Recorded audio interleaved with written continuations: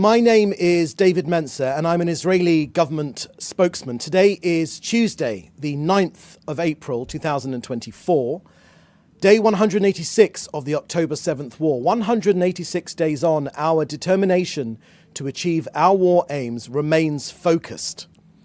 To bring home our hostages, 133 of them, mums, dads, kids. To destroy Hamas. We are destroying Hamas. The IDF has taken out 19, almost 20 Hamas battalions, destroyed 13,000 terrorists targeted and killed, with a similar number injured, taken off the battlefield, apprehended. That's at least 26,000 terrorists off the battlefield. But this victory requires the final 4 terrorist battalions in Rafah. We know that they're there, and the Prime Minister has made clear that a date has been identified. And with all this, Gaza will never again be a threat to us. I want to deal with how this conflict is being spoken about head on. I want to set the record straight on a number of important issues. To those that parrot the genocide libel, it really is a red line. They embrace the Hamas talking points and ignore the leading military experts in urban warfare who could not be clearer. Israel has set the new gold standard for urban warfare. Of course, every civilian casualty is a tragedy, but these experts have made clear we have set the new gold standard for urban warfare. And if you wouldn't take Al-Qaeda or ISIS figures on face value, then why on earth would you take Hamas's? And to those that parrot the destruction and Gazans returning to a destroyed Khan Yunis, it's not due to how Israel fights this war, it's due to how Hamas fights this war. Human shields and using the landscape within and under the city to hide and attack, and of course, the starvation libel parroted so liberally. Yesterday alone, enough food went into Gaza to feed every single person there. The UN fails to distribute it, and Hamas steals it. Just yesterday, these are the facts, just yesterday, 419 aid trucks went in, the highest number of aid trucks to enter Gaza in any one day since the start of the war. That's 741 humanitarian trucks in the last 2 days alone. Again, these are facts. Of those, a mere 267 trucks were distributed by the United Nations. We are getting the aid in, but the UN is unfortunately failing Gazans with chaotic distribution. Look, 97 trucks could fit comfortably on a playing field in a football stadium. That's 7 football stadiums full of aid in 2 days alone, all delivered safely into Gaza. This is unprecedented. Hamas creates an image of a humanitarian crisis. Where there is hunger in Gaza, it is hunger orchestrated by Hamas. These are the images they create. These are the images they want you to see. I can guarantee 3 things. Firstly, no one in Hamas is hungry when we've apprehended them. There's been no sign of hunger whatsoever. Number 2, Hamas steals the aid.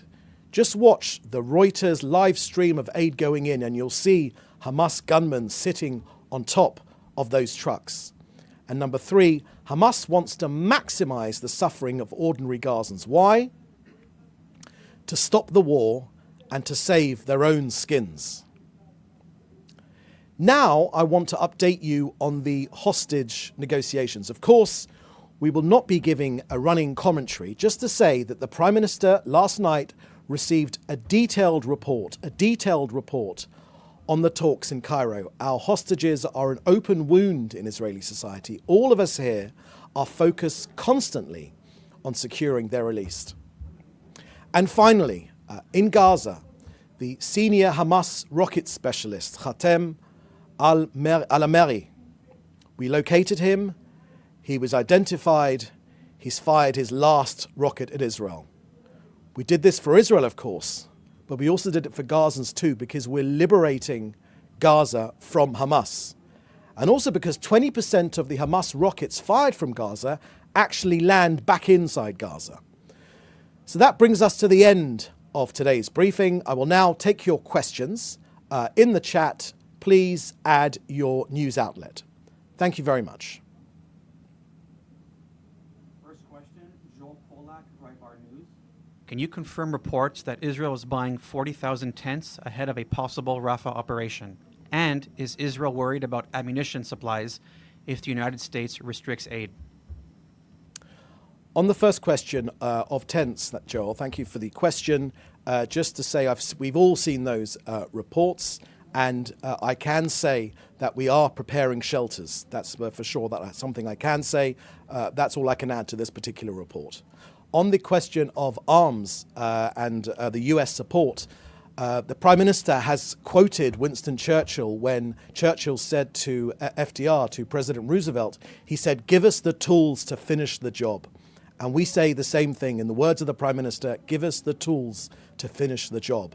Our victory is your victory. Iran, who is behind this conflict, is the enemy of Israel, but of course they are the enemy of the US and all of the free world. And when I say Iran, I mean the regime in Iran. I don't mean the people of Iran. They oppress their own people and they're trying to keep their hold on power by threatening us, but it won't work.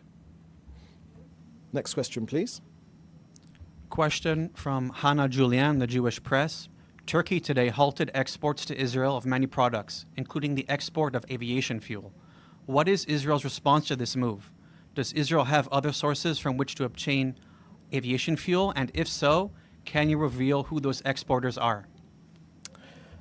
Hannah, thank you very much for that question. So on Turkey, our Foreign Minister, Yisrael Katz, said, and that was released just this morning, you can check it out, that Erdogan, unfortunately, is once again sacrificing the economic interests of the people of Turkey for his support of Hamas, the murderers in Gaza who raped, murdered and desecrated the bodies of women, girls, adults, and burned children alive.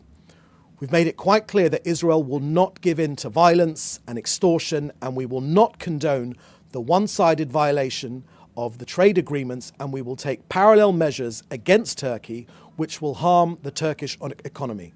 Now, the foreign minister said that he's ordered the preparation of another list of products that Israel will, for Israel to prevent Turkey from exporting.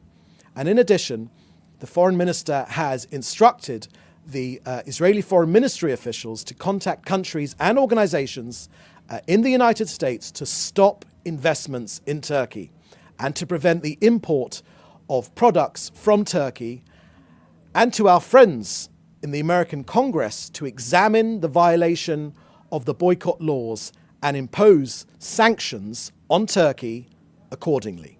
So that's quite clear from Israel's foreign minister. Thank you, Hannah. Next question, please. Question from Frederick Egger for Interplanetary TV. Videos have been circulating on social media showing Hamas members or civilian Gazans throwing away in bins hundreds of pre-cooked meals instead of being distributed as humanitarian aid for free. The IDF found humanitarian aid food supplies and meant to supply the needy sold on the black market at high prices. Is Israel's government aware, and can they confirm it? And what can it do about it? Thank you.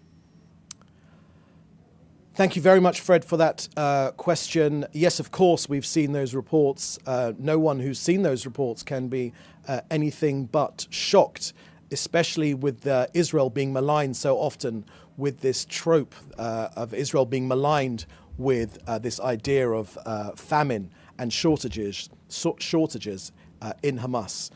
Look, before this war, there were 70 food trucks a day, 70 food trucks a day going into Gaza.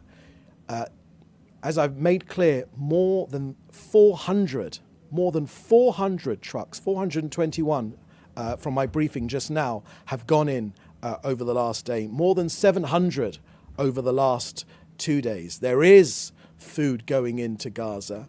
The UN, unfortunately, are hopelessly inefficient in distributing it. And we know, of course, that Hamas steals much of the aid. We've seen videos and reports of bustling markets in Gaza, both north and south, where there is hunger in Gaza. It is hunger orchestrated by Hamas. This is just another tool of warfare, oppressing their own people to try and put international pressure on Israel. But the game's up, Hamas. Much of the world are starting to see through this ruse, and the pictures can't lie any longer. We are getting food into Gaza. We're getting as much as we possibly can, and you can be sure of this, that the aim of this war is not only to stop Hamas oppressing the people of Israel, but it's also to free Gaza from Hamas. Next question, please. Question from David Clement from the News Forum. The UN Security Council has put Palestinian statehood to the committee. Does the PM have a comment about the prospect of UN recognizing Palestinian statehood? So, David, thank you very much for that pertinent question. Look, if there is any sense in this world that a reward for the October 7th massacre, when this country was brutally broken into by the army of Hamas, which raped and pillaged and desecrated my people, if the reward for that outrageous action is a Palestinian state, it will be an encouragement to every single terrorist organization in the entire world to copy and paste. Outrageous terrorist actions will lead to their demands being accepted. It cannot be the case that the reward for the October 7th massacre is a Palestinian state. It cannot be the case, and we will not accept it. Next question, please. Final question, second question from Hannah Julian, the Jewish Press. There were reports that Hamas said during talks that it is not possible to return 40 living hostages to Israel.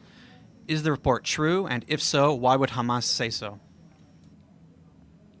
So obviously I can't comment on those reports. I can only tell you that there are 133 families of hostages who wait every single moment for their loved ones to return home. You know, we are approaching the festival, the Jewish festival of Passover, which recognizes the freedom of the children of Israel from oppression. It's a festival of freedom. This would be the perfect time to get those people home. For 6 months, they have languished in the Hamas terror dungeons. An absolute travesty of justice, an absolute terrible, terrible war crime. They must come home, and they must come home now. And you can be sure that this government is razor focused on getting these people home as soon as we possibly can. Thank you. So we've got one more question, I think. Jim Williams, Zenger International News Service, Washington, D.C. Yesterday, Jake Sullivan told the press that there would be no Palestinian state without an agreement with Israel. Is that how the Prime Minister understands it? Thank you, Jay. Thank you. I'm not sure I really understand your question. I've made my points about rewarding October the 7th with a Palestinian state. That would be obscene, absolutely obscene. The Prime Minister has made the government's view very, very clear, and that is Palestinians should be able to rule themselves without the power to harm us. That's been quite clear, and I think there's consensus across the country for that as well. But the idea of creating a terrorist state on our borders would be a disaster as things stand right now. So I think that was the last question. So with that, I want to say thank you very much for joining us today, and we'll have another briefing at the same time tomorrow. Thank you. Bye-bye.